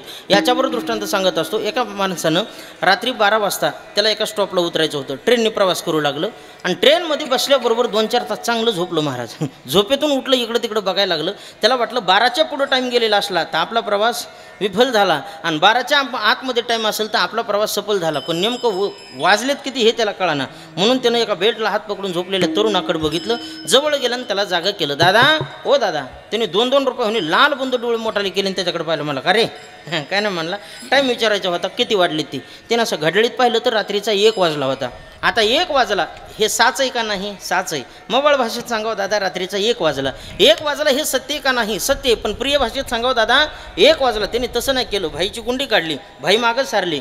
जण झोप मोडून टाईम विचारला. त्याचा गाल पाहिला ना असा असा असा खंदेशी ठोका टाकला. लईच टाकला आता बरं जाऊ द्या. खंदेशी ठोका टाकला. जसा टाकला तसे 5 बोटं त्याच्या गाला उमटले. त्याने असा गालाला हात लावला. म्हणला बाबू बरं झालं आपण 1 वाजता विचारलं. आलंय कायच्या ध्यानात कायच्या येईन काला होस तर. ते का म्हणला बरं झालं म्हणलं आपण 1 वाजता विचारलं. कारण 1 वाजल्याला सांगायला जर हे गिराक 1 ठोका टाकी ते म्हणला 12 वाजता विचारलं असतं तर 12 ठोक्यात वाचतच नव्हतो ना. बरेच माणसं असेत महाराज साच बोलतात पण मवाळ बोलत नाहीत. मवाळ सत्य बोलतात पण प्रिय बोलत नाहीत. म्हणून मधुरावाने ओटी तुका म्हणे वाव पोटी. समाजामध्ये किती जरी त्रास दिला फक्त 10 मिनिटं आगाव घेतो बरं का. समाजाने किती जरी त्रास दिला तरी महाराज म्हणतात त्यांच्या अंतकरणामध्ये सहन करण्याची कॅपॅसिटी असते. ऐका श्री क्षेत्र पैठण निवासी शांतिब्रह्मनाथांच्या अंगावरती यौवन 108 वेळा थुंकला पण माझ्या नाताने प्रसाद देऊनी मुक्त केला. काय कारण त्याचं तुका म्हणे वाव पोटी. जगद्गुरु तुकोबरायला मंबाजी बुवानं काट्याच्या काठीनं मारलं मायबाप. तरी सुद्धा जगद्गुरु तुकोबराय मंबाजी बुवाचे पाय चेपण्याकरता दुसऱ्या दिवशी मंबाजी बुवाच्या घरी जातात. याला म्हणायचं तुका म्हणे वाव पोटी. माझ्या मावळी ज्ञानोबरायला धर्म मार्तंडाने भिक्षा मागू दिली नाही. मांडे भाजण्याकरता आणलेलं खापर फोडून टाकलं मायबाप. एवढंच नाही तर मांडे करण्याकरता आणलेलं पीठ आणि माती एकत्रित केलं. एवढा त्रास माझ्या ज्ञानोबरायांना दिला. आणि मग माझे ज्ञानदादा ताटी लावून बसले. त्यावेळेस माझी चिमुरडी मुक्ताई ज्ञानदादाला उपदेश करते. अरे दादा तुला संत व्हायचंय रे. दादा ज्याला संत व्हायचं असतं ना त्यांनी अगोदर शांत झालं पाहिजे. ज्याला शांत होता येतं त्याला संत होता येतं. आणि संत पण काय कुठं दादा किलोवर छटाकावर पाव किलोवर मिळत नाही रे. हे संत पण कमवावं लागत असतं. हरी नाही संत पण मिळतंय हाटी हिंडता कपाटी राणेवणी. रानावनामध्ये हिंडल्यामुळे बाजारामध्ये हिंडल्यामुळं हे संत पण मिळत नाही. संतत्व प्राप्त करावं लागत असतं. आणि ज्ञानदादा तुला योगी व्हायचंय रे. योग्याने असं नाही वागावं. योग्याचा धर्म तुला सांगते ऐक दादा. हरी योगी पावन मनाचा योगी पावन नाचा साहेब जनाचा विश्वरागे झाले वनी संती सुखे पावे पाणी विश्वपट ब्रह्मदोरा ताटी उघडा ज्ञानेश्वरा योगी पावन मनाचा साहेबराद जनाचा. हे ज्ञानदादा योगी पावन अंतकरणाचा असतो. जनाचा अपराध सहन करत असतो. एवढा उपदेश माझ्या चिमुरड्या मुक्ताईचा ज्ञानदादाने ऐकला. आणि मग हे सगळं ज्ञान तुम्हा आम्हाला प्राप्त झालं. लोपले ज्ञान जगी हितनेन त्यो कोणी अवतार पांडुरंग नाव ठेविले ज्ञानी. म्हणून महाराज म्हणतात धन्य ते संसारी. आता अभंगाचा थोडासा गोलार्थ लक्षपूर्वक आहे का. धन्य ते संसारी कोण जे दयावंत अंतरे ते संसारी धन्य. येथे उपकारासाठी आले ते संसारी धन्य. ज्याचे घर वैकुंठी ते संसारी संसारी धन्य. लटिके वचन नाही ते संसारी धन्य. जे देही उदासीन आहे ते संसारी धन्य. ज्याच्या मुद्रावाने ओटी ते संसारी धन्य. ज्याच्या तुकामने वावपोटी ते संसारी धन्य. म्हणून धन्य ते संसारी दयावंत जे अंतरी. येथे उपकारासाठी आले घरजा वैकुंठी. यथामती यथावकाश संकल्पित वेळेमध्ये अभंगाचा भावार्थ करण्याचा प्रयत्न केला. माझ्या बुद्धीला जसं पटलं सुचलं तसं बोललो. सेवेमध्ये जर काही हुकचूक झाली असेल तर ते माझ्या बुद्धीचे दोष समजून आई वडिलांचं अंतकरण करून सहनकरा झालेली सेवा ग्रामदेवतेच्या तुम्हा सर्व श्रोते सज्जन मायबाप टाळकरी वृंद विनिकरी पारेकरी आईवडील माझे गुरुजन महाराष्ट्रातील नामवंत कीर्तनकार वैकुंठवासी पूजनीय आदरणीय आद्य विनोदाचार्य बाबासाहेबजी महाराज इंगळे उर्फ दादा यांच्या चरणारविंदी समर्पित करून याच ठिकाणी सेवेला पूर्णविराम देतो. ऐका जमलेल्या सगळ्या तमाम तरुण बांधवाला माझी एकच कळकळीची विनंती. मायबाप व्यसन कुणी करू नका, मद्यपान करू नका, मांसाहार करू नका, भावी पिढी बिघडून आपलं जीवन उद्ध्वस्त करून घेऊ नका. आई वडिलांची सेवा करा, धर्मग्रंथाचं वाचन करा. चालत असलेलं पवित्र परमार्थिक धार्मिक कार्य असंच आपल्या हातून वर्षानुवर्ष वृद्धिंगत व्हावं. का वर्षाकाळी सरिता जैसी चढू लागे पंडो स्वतः तैशी नीचन विभजता श्रद्धा दिशे. म्हणून सगळ्याला विनंती महाराज, आपल्या सप्ताहाचं किती वर्ष हे? कितवं? 9वं. वा. 9व्या वर्षामध्ये आपला हा पदार्पण केलेला सोहळा. या सोहळ्याला भगवंताची कृपा आशीर्वाद, साधू संतांची कृपा, समस्त ग्रामस्थ मंडळ आडगावकर यांचा अथक असं परिश्रम, समस्त भजनी मंडळ, शिवस्मारक आडगावकर फाउंडेशन व आडगाव ग्रामस्थ मंडळीच्या संयुक्त विद्यमाने 9व्या वर्षामध्ये पदार्पण केलेला आपला हा सोहळा बघता बघता भगवान पंढरीश पांडुरंग परमात्म्याच्या कृपेनं राजे छत्रपती शिवाजी महाराजांच्या आशीर्वादानं तुम्हा समस्त ग्रामस्थ मंडळ आडगावकर यांच्या अथक अशा परिश्रमातून तरुण मित्र मंडळाच्या उत्स्फूर्त प्रतिसादातून 9व्या वर्षातला सोहळा बघता बघता आपला 12व्या वर्षापर्यंत जावा. याचा तपपूर्ती सोहळा व्हावा. नव्हे या सप्ताहाचा 25वा रौप्य महोत्सव सोहळा व्हावा. इतकंच काय, पण या सप्ताहाचा 50वा वर्धापन दिन साजरा व्हावा. नव्हे या सप्ताहाची 75वी साजरी व्हावी. इतकंच काय, पण या सप्ताहाचा शताब्दी महोत्सव व्हावा. तोपर्यंत तुम्ही सर्वांनी राहावा. देवानी मला सुद्धा ठेवावा. इतक्या लवकर उचलून समजा. आणि त्या शताब्दी महोत्सवाला पुन्हा तुम्ही मला बोलवावं अशी सर्वांच्या चरणारविंदी अगदी या ठिकाणी विनंती करतो. सगळ्या तरुणाला पुनश्च एकदा विनंती. मायबाप तरणा भाग्यवंत अन्नटे हरिकीर्तनात. तरुणपणी केलेला परमार्थ फलिद्रूप होत असतो. उतरत्या वयामध्ये केलेला परमार्थ फलिद्रूप होईल हे सांगता येत नाही. आपण देवाला फुल वाहतो, सुकलेलं वाहतो का उमललेलं वाहतो? उमललेलं. तसं 20, 21, 25 हे आपलं उमललेलं वय मायबाप. ह्याच वयामध्ये परमार्थ केला पाहिजे. आता जिथं आम्ही उतरलो होतो ना नरेंद्र दादाचे, तर काय परमार्थिक पिढी महाराज. वाड वडिलापासूनचे वाजा वडिलाची मेरा शिगा देवा.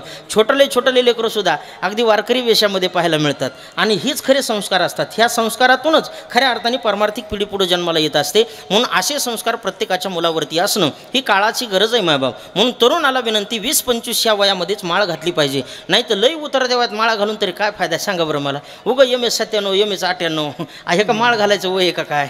बरेच लोक आम्हाला येऊन भेटत आहेत महाराज. मी काय गावात कीर्तनाला गेलो, 2 म्हातारे माझ्याकडे आले. तांबडा पटका पिवळा पटका, 80 वर्ष 85 वर्ष. इथले म्हातारे सोडून मी दुसऱ्या गावातल्या म्हाताऱ्याचं सांगतो. उद्याच्या गावात गेलं की इथलेच म्हाताऱ्याने तो रोज करून गोळा करी जावा.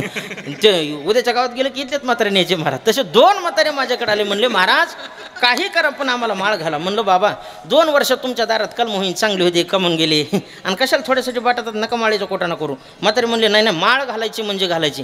मी म्हणलं का घालायची त्याचं उत्तर तर द्या ना. म्हातारे म्हणले महाराज खरंच सांगू का, मला न आता चावतच नाही.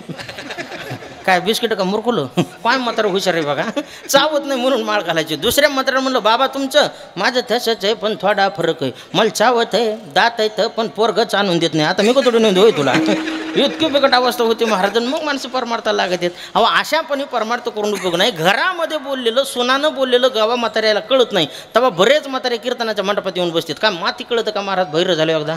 कानपूरची लाईन तुटले की वाटोळीतनं सगळं इतकी बेकारी महाराज काय सांगावं. 2 जण भैरे होते. एक भैर काठी घेऊन कीर्तनाला चाललं आणि दुसरं भैर वाट्यावर बसलेलं होतं. काठीवालं भैर लक्ष देऊन ऐका. काठीवालं भैर वाट्यावरच्या भैऱ्याला म्हणते रामभाऊ चालायचं का कीर्तनाला? वट्यावरचं भैर म्हणते कुठे चाललास कीर्तनाला? काय काठीवालं भैर म्हणते छे कीर्तनाला चाललो होतो. वट्यावरचं भैर म्हणते हां मला वाटलं कीर्तनाला चालला होतास काय आहे का काय कोणाला तपास. अहो इतकी बिकट अवस्था होती माणसाची. अहो काल माझ्या एक वयोवृद्ध आजोबा पाया पडायला आले तिकडं कर्नाटक बिदर जिल्ह्यामध्ये. आणि रात्री बिदरला कीर्तन होतं. एक आजोबा पाया पडायला आले आणि जवळ जेवून माझं दर्शन घेतलं. मी सहज विचारलं त्या बाबाला, म्हणलं बाबा बरी का तब्येत? म्हातारा मला म्हणतं 20 पोते तुरी झाल्यात. आता मी विचारतोय काय तो सांगू तो का अशी अवस्था झाल्याच्या नंतर परमार्थ करून उपयोग नाही महाराज. बघा तुम्ही महाराज लोकांच्या पुढे माणसं बसले आणि महाराज जर म्हणले म्हणा विठ्ठल विठ्ठल विठ्ठल हा शब्द उच्चारत असताना तोंडातले ओरिजिनल 32 दात जिवंत लागतात. तेव्हा एक्सप्रेशन देऊन विठ्ठल हा शब्द उच्चारता येतो. उगन निघून गेलेले दात असल्यावर दाताच्या खिडक्या झाल्या काय उपयोग? बसलेल्या दाताचा भरोसाच नाही महाराज. बसलेले हसताना पळत येत आणि खाताने गिळत येत म्हणून बसलेल्या दाताच्या भरोशावर राहायचं नाही. ओरिजिनल 32 दात लागत आहेत महाराज. उगं दाताच्या खिडक्या झाला विठ्ठल कसं म्हणता येईल म्हणतात म्हातारे बळजबरीनं. पण असं इथाला इथाला इथाला देव म्हणला मी इथालाच तूच कुठाला ते पाय तो हात पता तुला लागा ना माझा मेळ तुला कधी लागावा. अशी अवस्था झाल्याच्या नंतर परमार्थ करून उपयोग नाही मायबाप. पण म्हणून सर्व तरुणाला विनंती माळ घाला परमार्थ करा आई वडिलाची सेवा करा. ज्या छत्रपती शिवाजी राजांचं मंदिर आपल्या गावानं मोठ्या थाटामाटानं उत्साहानं या ठिकाणी शिवस्मारक समितीनं बांधलेलं आहे. त्या छत्रपती शिवाजी राजांचे विचार आपल्या डोक्यामध्ये घेऊन त्या विचारसरणीनं जगणं ही काळाची गरज आहे मायबाप. म्हणून सगळ्याला पुन्हा एकदा कोटी कोटी धन्यवाद देतो. असंच तुमच्याकडून हे परमार्थिक धार्मिक कार्य घडत राहू. आज लोकांना किती सांगा महाराज कळत नाही. कळतं पण कधी वेळ निघून गेल्याच्या नंतर पुन्हा त्याचा फायदा होत नाही. संत महात्मे गोड प्रमाण देतात. हरी कळो येईल अंतकाळी प्राणप्रयाणाचे वेळी आराती निराळी रांडा बोरे सकळ. कळतं महाराज माणसाला पण कधी वेळ निघून गेल्याच्या नंतर वेळ निघून गेल्यावर पुन्हा त्याचा फायदा होत नाही. वेळेच्या आतमध्ये कळावं याच्यासाठी एक शेवटचा दृष्टांत सांगतो आणि सेवेला विराम करतो. ऐका. एका सरदारजीनं लक्षपूर्वक ऐका बरं. एका सरदारजीनं एका माणसाला इतकं मारलं तोंड सुजूस्तर मारलं. ज्याचं तोंड सुजलं ते पोलीस स्टेशनला गेलं. सरदारजीच्या विरोधात तक्रार नोंदवली. म्हणजे साहेब सरदारजीला बोलून घ्या. सरदारजीला बोलून घेतलं आणि विचारलं का हो या माणसाला मारलं? हो म्हणले साहेब बघा ना लय मारलंय अजून बी बेट्याच्या तोंडाची सूज उतरली नाही.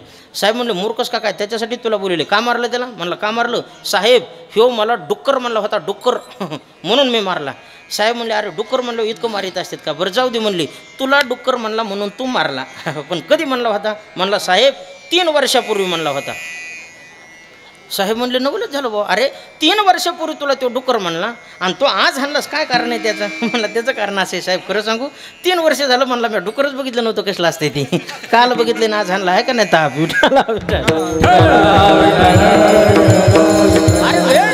वेळ निघून गेल्यावर पुन्हा त्याचा फायदा होत नाही मायबाप. तसं आपल्या जोपर्यंत हातामध्ये बळ आहे तोपर्यंत दान देऊन अगदी मोकळं व्हा. जोपर्यंत डोळे चांगले तोपर्यंत देवाचं स्वरूप पहा. तोपर्यंत ज्ञानेश्वरीचं पारायण करा. तोपर्यंत गात्याचं पारायण करा. जोपर्यंत कान चांगले तोपर्यंत हरिकथा कथा कीर्तन प्रवचन भागवत रामायण शिवकथा हे सगळं श्रवण करीत चला. जोपर्यंत पाय चांगले आहे तोपर्यंत तीर्थयात्रा करा. जव हे सगळं सिद्ध आहे हात चाला वया पाय तव तू आपुले सोयीत पाय तीर्थयात्रा जाय चुको नको म्हणून इंद्रियामध्ये पाठवे तोपर्यंत परमार्थ करा. याच्यासाठी संत महात्म्याने सुद्धा सगळ्या इंद्रियाला आपल्या हेच वळण लावलं. हरी घे घे माझे वाचे गोड नाम विठोबाचे डोळे तुम्ही घ्या रे सुख पहा विठोबाचे मुख तुम्ही आई कारे कान माझ्या विठोबाचे गुण मनात ते धाव घे राहे विठोबाचे पायी घे घे माझे वाचे गोड नाम विठोबाचे. पुन्हा शिकदा तुम्हा समस्त ग्रामस्थ मंडळीला तरुण मित्र मंडळीला मनापासून धन्यवाद देतो. ज्यांच्या माध्यमातून मला या कार्यक्रमाचं निमंत्रण मिळालं असे श्री हरिभक्तीपरायण हिरा म्हणजे विठ्ठलरावजी शिंदे, त्याचप्रमाणे नरेंद्रदादा हिरा म्हणजे शिंदे, शुभम नरेंद्रजी शिंदे, सुशांतराजे नरेंद्रजी शिंदे आणि निलेश मधुकररावजी शिंदे या सर्व शिंदे परिवाराला पुन्हा एकदा कोटी कोटी धन्यवाद देतो. असंच परमार्थ करण्याकरता अगदी अन्नदान करण्याकरता या परिवाराला भगवान पंढरीश पांडुरंग परमात्म्याने उदंड आयुष्य आरोग्य प्राप्त करून द्यावं. तुम्हाही समस्त श्रोते सज्जन मायबापाला परमार्थाच्या भगवत भक्ती करता असंच उदंड आयुष्य लाभावं ही सर्वाला पुन्हा एकदा धन्यवाद देऊन एक छोटंसं कॅलेंडर आम्ही प्रकाशित केलेलं आहे. सुखी जीवनाची त्रिपुटी नावाचं 21 प्रकारचे मुद्दे मानवी जीवनाला अत्यंत उपयुक्त आहेत. 20 रुपये कॅलेंडरची किंमत आहे. गुरुवरे वैकुंठवासी इंगळे दादांचा त्याच्यावरती फोटो आहे. सर्वांनी हे कॅलेंडर संग्रहित ठेवा अशी सर्वाला विनंती करतो. आणि याच ठिकाणी सेवेला पूर्णविराम. नातेवाल गोबडा बोली का बाकुडा विचुका पाहुणी ते चोज करून माऊली रे जे जेवी किमोना तुमचे केले धर्म कीर्तन सिद्धी नेले ईत माझे जिवरले पाय गपन पायाच्या प्रसादी काही बोललो विनोदे मज क्षमा करणे संती नव्हे अंग विधिके नो उपदेश तुमचे बडबडिलो शेष तुमच्या कृपेचे पोषणे जन्मोजन्मी तुका म्हणे ज्ञानेश्वर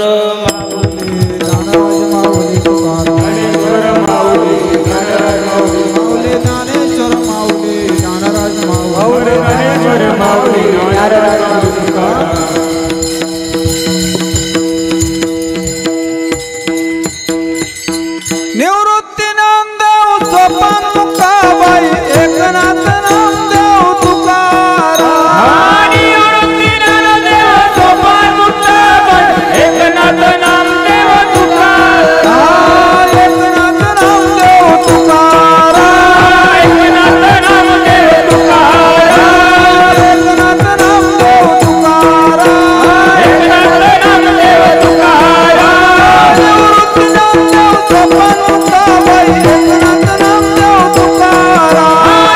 नामदेव तुकाराम एकनाथ नामदेव तुकाराम निवृत्ती नामदेव सोपान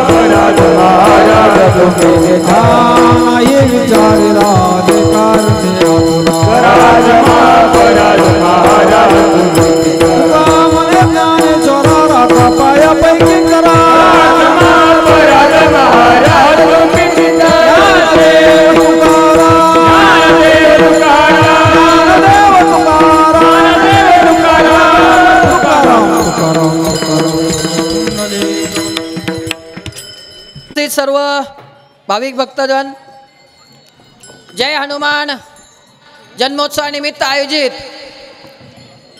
हरिनाम सप्त्याचा आजचा तिसरा दिवस आज हरिभक्त परायण दीपक महाराज बादाडे बीडकर यांनी अतिशय सुंदर असं कीर्तन या ठिकाणी आपल्याला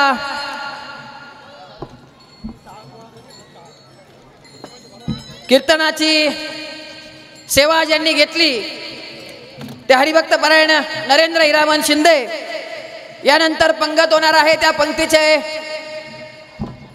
सेवा घेणारे खालचा जो थर आहे मळे परिसर त्याचप्रमाणे उद्या हरिभक्त परायण ज्ञानेश्वर माऊली